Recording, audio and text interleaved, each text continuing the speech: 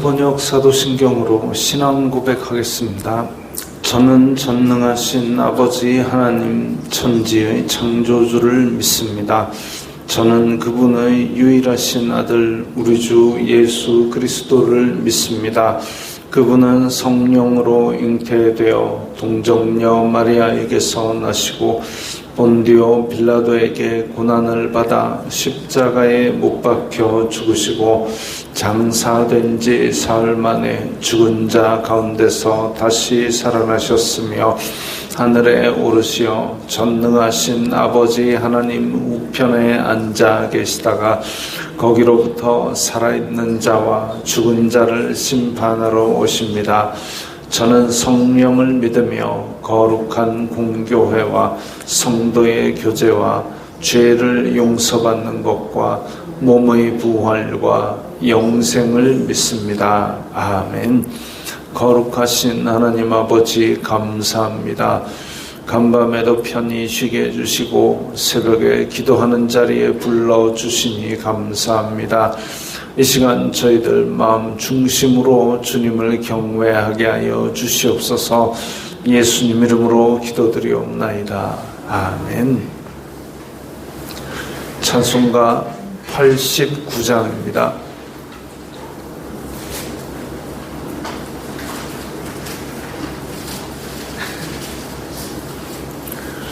찬송가 89장입니다.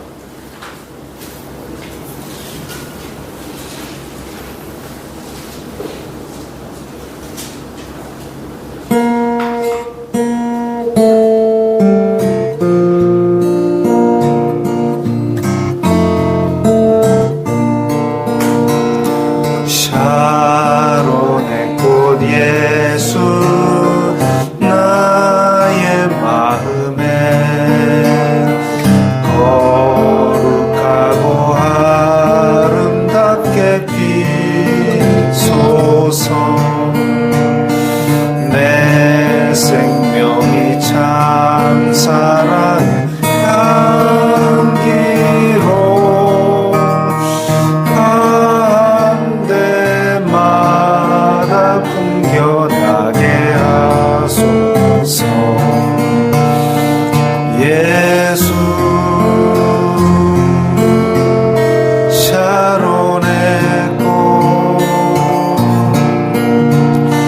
나의 맘의 사랑으로 비소서. 샤론의 꽃 예수 이 세상에서 어느 꽃과 비교할 수 있으랴.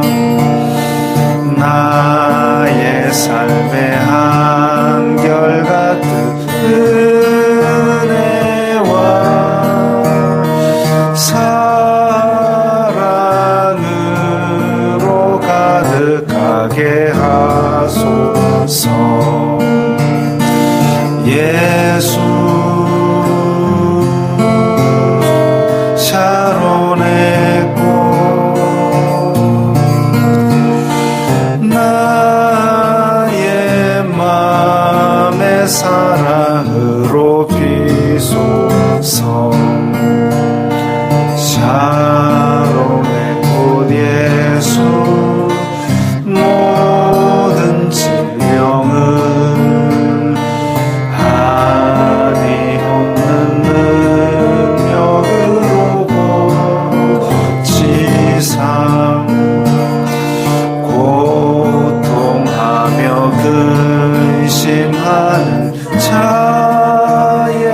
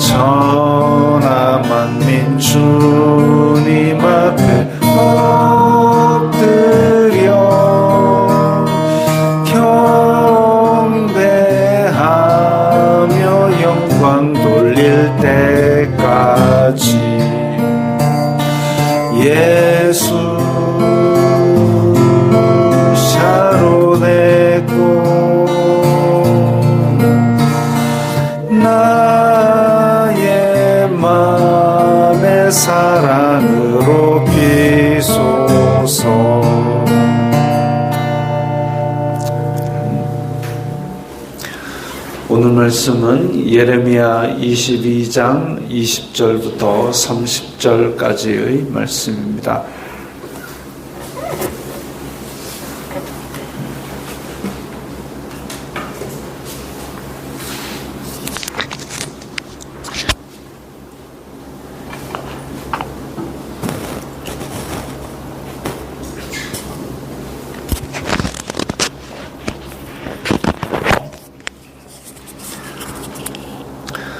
예레미야 22장 20절부터 30절까지의 말씀 함께 읽겠습니다.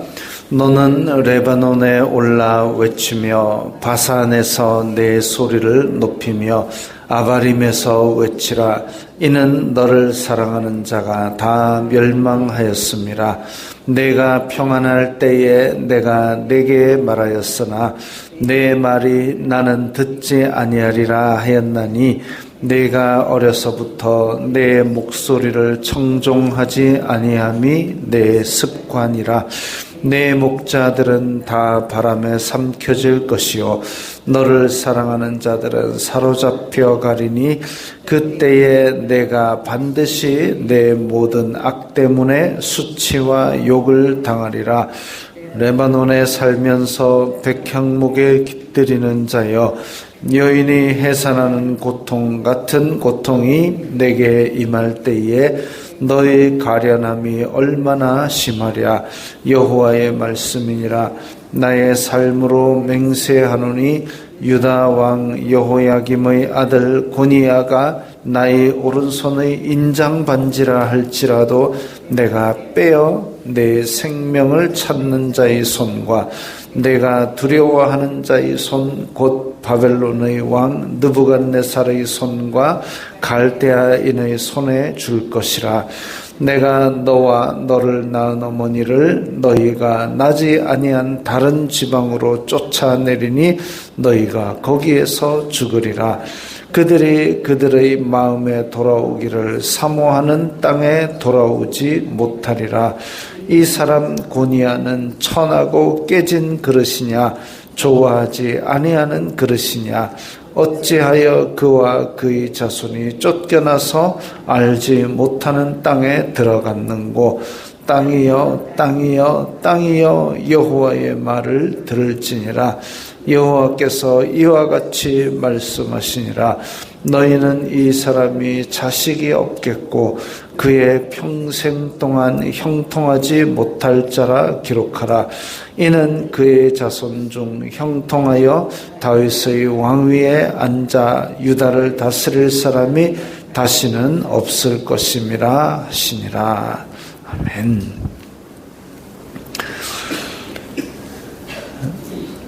오늘 말씀도 여전히 심판을 그렇게 선포하고 있습니다. 성경을 읽을 때에 일반적으로 1차적 청자가 있고 2차적 청자가 있습니다. 그래서 예레미야가 지금 선포하는 이 심판의 말씀은 1차적으로는 그때 당시의 예루살렘에 있는 유다 왕국의 백성들 그리고 왕들에게 선포하는 심판입니다. 그러면 오늘날 우리가 이걸 읽으면서 이건 그때 당시에 아까 얘기한 여호야김의 아들 고니야 얘한테 말하는 말씀이야 라고 덮어버리면 이게 아무 의미가 없어지는 겁니다. 1차적인 청자는 그 고니야와 유다 백성들이지만 2차적인 청자는 오늘날 이 말씀을 읽는 우리들이라고 생각을 해야 이 말씀이 우리에게 의미가 있는 것이죠. 20절에 보면 레바논에 올라가고 바산에 올라가고 아바림에서 외치고 이게 지금 다 이스라엘 근처입니다. 레바논도 그렇고 바산도 그렇고 이스라엘 근처인데 레바논은 백향목과 이런 것들이 풍성했던 곳이고 바산은 고원에서 그야말로 비옥한 땅, 뭐 이런 좋은 땅들인데 거기서 외치라 이는 너를 사랑하는 자가 다 멸망하였습니다. 다시 말하면 레바논과 이런 주변의 비옥한 좋은 우방들, 동맹국들이, 유다의 동맹국들이 다 망했다 이겁니다. 유다가 지금 하나님의 말씀을 어기고 그래도 폼 잡고 있었던 것은 내 주변에 우호적인 우방과 동맹국들 이런 거 연합해가지고 어떻게든지 한번 버텨보겠다 이 생각할지 모르겠지만 하나님께서 너를 사랑하는 자가 다 멸망했다라고 선포하셨습니다. 그야말로 아수르에 의해서 한번 쫙 휩쓸고 나서 그 다음에 지금 아수르가 바벨론한테 먹히고 바벨론이 또 그 주변을 다 집어삼키는 그런 일이 있지요. 그래서 유다가 자기가 딴에는 버텨보겠다고 우리 동맹국들 다 챙겨가지고 왔지만 결국은 그 동맹국들, 너를 사랑하는 자도 다 멸망했습니다. 그렇게 쳐서라도 하나님의 심판은 이스라엘 자손들이 하나님께로 돌아오기를 바라고 매를 때린 거지. 아니, 어떤 부모가 자기 자식 다리 부러지라고 종아리 치는 사람이 있습니까? 종아리 때려가지고 종아리가 터져가지고 종아리가 잘려 없어졌으면 좋겠다라고 종아리 치는 부모가 어디 있겠습니까? 이거 맞고 죽어라라고 매 때려가지고 그렇게 자녀를 학대하는 부모는 정상적인 게 아니죠. 하나님께서도 지금 이 심판의 매를 때리는 것이 하루 이틀 참아가지고 뭔가 하루 이틀 참아가지고 야 이거 안 되겠다 너 죽어라 이렇게 멸망시키려고 심판하시는 것이 아니라 하나님께서 이 백성을 오래 참아서 그래도 안 되니까 때려서라도 돌아오게 하시려고 그렇게 심판을 선포하시는데 21절에 보면 어려서부터 내 목소리를 청종하지 아니함이 내 습관이라 그랬습니다. 하나님의 말씀을 듣지 않는 것이 이미 생활 패턴으로 자리 잡았다라는 겁니다. 불순종이 어려서부터 뿌리 깊이 일상생활 속에 내려왔다.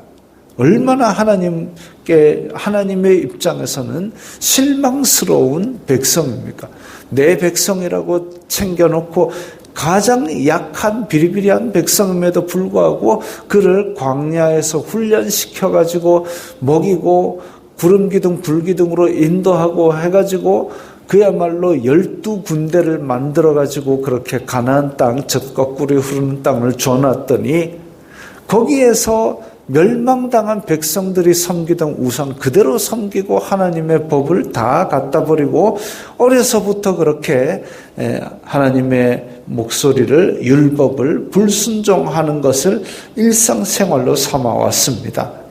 그래서 하나님께서는 선지자를 보내서 계속 경고를 하셨음에도 불구하고 오히려 더 목을 뻣뻣이하고 불순종을 했죠. 23절에 레바논에 살면서 백향목에 깃들이는 자여, 이 레바논 사람 이야기를 하는 게 아닙니다. 레바논 백향목으로 만든 궁전, 즉 유다 왕을 이야기하는 것이죠. 유다 왕을 이야기하는 것이고 백향목 궁전 안에 있으면은 가장 안전할 것이라고 착각하고 있지만 해산하는 고통 같은 고통이 임할 때에 너의 가련함이 얼마나 심하랴. 그래서 가장 안전한 곳인 백향목 궁전에 앉아가지고 예루살렘에서 가장 안전하다고 버티고 있지만 가장 극심한 고통을 주실 것이라고 선포합니다.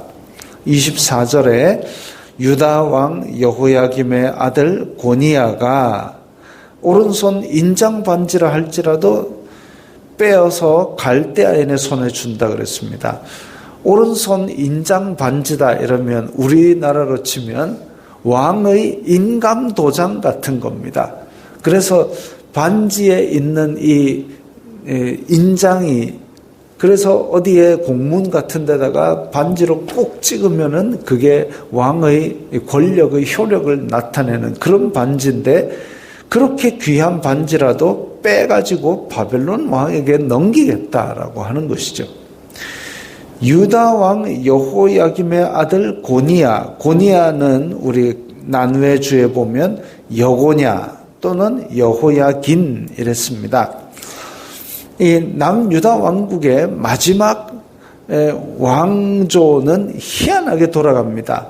여호아하스, 지난 시간에 이야기했던 살룸은 여호아스라고 했고, 여호아스를 이집트에서 잡아가지고 대신 세운 왕이 여호야김 왕을 세웠는데, 여호야김 왕은 그 아들 또 여호야긴, 이름도 참 볼품없지요. 여호야긴을 지금 여기에서는 고니야라고 얘기했습니다. 고니야, 난회주에는 여고냐, 여호야긴. 이 여호야긴 왕은 오른손 인장 반지라 할지라도 바벨론 왕에게 줘버릴 것이다. 이 여호야긴 왕이 사실상 이게 이제 바벨론으로 잡혀갑니다. 잡혀가고 30절에 보면 자식이 없겠고 평생 동안 형통하지 못할 자라고 기록하라 그랬습니다. 실제로 이 여호야긴 왕을 잡아가고 대신에 이 유다 왕국의 바벨론이 또 그 삼촌 시드기야, 그러니까 여호야김의 아들 여호야긴을 왕으로 세우고 그 삼촌 여호야김의 형제 시드기야를 왕으로 세워놓고, 그렇게 바벨론은 여호야긴 왕을 잡아갑니다. 이름도 여호야긴 희한하죠. 어쨌든 지금 남유다 왕국에 남아있는 왕을 이집트가 뺏어서 세웠다가 내렸다가 바벨론이 뺏어가서 또 다른 좀 세우고 아주 그냥 나라 꼴이 우습게 되어버렸습니다. 그래서 여호야긴 왕이 그렇게 자식이 없겠고 형통하지 못할 자라고 기록된 대로 그렇게 아주 비참한 결과를 맞이하게 되지요. 맞이하게 되고, 그래서 이렇게 유다를 다스릴 사람이 다시는 없을 것임이라라고 심판이 선포되었는데, 그런데 하나님께서 다윗에게 언약한 그 언약을 기억하사 자비를 베푸셔서 여호야긴의 아들 스알디엘의 아들 스룹바벨은 나중에 예루살렘으로 귀환할 때 예루살렘의 총독이 됩니다. 하나님께서 언약을 기억해 주시는 그 자비가 없으면 멸망할 수밖에 없지만, 그래서 이스라엘 자손들이 다 바벨론으로 끌려가서 그냥 포로 생활하고 운 하나 파다가 다 죽을 운명이었지만, 하나님께서 언약을 기억하사 자비를 베푸시사 이 심판이 하나님의 백성을 멸망시키려는 심판이 아니라 돌아오라고 매를 치는 것이기 때문에 하나님께서 자비를 베푸셔서 70년 만에, 우리나라 일제치하에서 36년을 있었어도 상당히 영향을 많이 받았는데 70년이나 있었는데도 불구하고 어느 날 아침에 야, 너네들 다 예루살렘으로 돌아가라 라고 그렇게 자비를 베푸셔서 하나님의 백성의 자리로 또 돌려주십니다. 왜? 하나님의 백성에게 자비를 베푸시는 언약을 기억하셨기 때문에. 우리가 간구할 근거는 바로 그거죠. 하나님의 자비로우심, 불쌍히 여기심에 기대어서 은혜를 베풀어 주소서 하는 그 백성에게 하나님께서 은혜를 베푸시사 언약을 기억하시고 또 그 언약을 회복시켜 주시는 겁니다. 오늘 말씀도 이렇게 절망을 선포하고 심판을 선포하고 있는데, 이렇게 절망만이 하나님의 말씀이냐? 멸망이 목적이 아니기 때문에 멸망의 목적이 아니기 때문에 희망을 주는 말씀이 분명히 이 심판 선포 뒤에 나옵니다. 이사야부터 말라기까지 하나님의 심판을 선포하는 말씀 뒤에는 꼭 하나님께서 언약을 기억하사 회복하실 것이다 라는 회복의 말씀이 있습니다. 오늘 본문도 그 뒤에 보면 이제 자비의 말씀, 회복의 말씀이 있습니다. 개봉박두 두구두구두구지요. 근데 자, 이렇게 절망이 선포되는 이면에는 항상 희망이 있게 되어 있는데, 하나님께서 심판을 선포하실 때 그 남은 자들, 택한 백성들에 대한 자비도 꼭 말씀을 하십니다. 근데 지금은 심판이 우선인 이유가 그 모든 악들이 관영하였기 때문에. 근데 우리는 또한 이 마지막 때에 마지막 심판을 앞두고 있습니다. 성경에서 말씀하고 있는 대로 마지막 날에 예수 그리스도께서 심판하러 다시 오실 그 날이 있는 것이죠. 그 날을 우리는 생각해야 됩니다. 그때에도 반드시 모든 악됨에 수치와 욕을 당하는 백성들도 있을 것이고, 또한 하나님께서 자비를 베푸사 택한 백성들에게 그 언약을 이루실 해방의 날도 있을 것입니다. 예수님께서 늘 말씀하시기를 그렇게 심판의 날은 곧 한편으로는 이 억눌린 자 그리고 포로된 자들에게는 해방의 날이 될 것이라고 말씀하고 있습니다. 그래서 우리는 그 날을, 예수님께서 다시 오실 그 날을 기다리지만 한편으로는 심판에 떨어질 백성들을 위해서 우리가 하나님의 자비로운 마음, 안타까운 마음으로 그들을 향하여 손을 뻗치는 그 일도 부지런히 잊지 말아야 할 것입니다. 기도하겠습니다. 거룩하신 하나님 아버지, 감사합니다. 저희들은 이 말세지 말을 살고 있습니다. 예수 그리스도께서 다시 오실 그 심판의 날에 하나님께서 베푸시는 자비와 은혜로 말미암아 이 백성들 구속함과 해방을 얻을 수 있도록 주님, 이 땅에 사는 동안 마지막 날을 잘 준비하는 백성들이 되게 하여 주시옵소서. 예수님 이름으로 기도드리옵나이다. 아멘.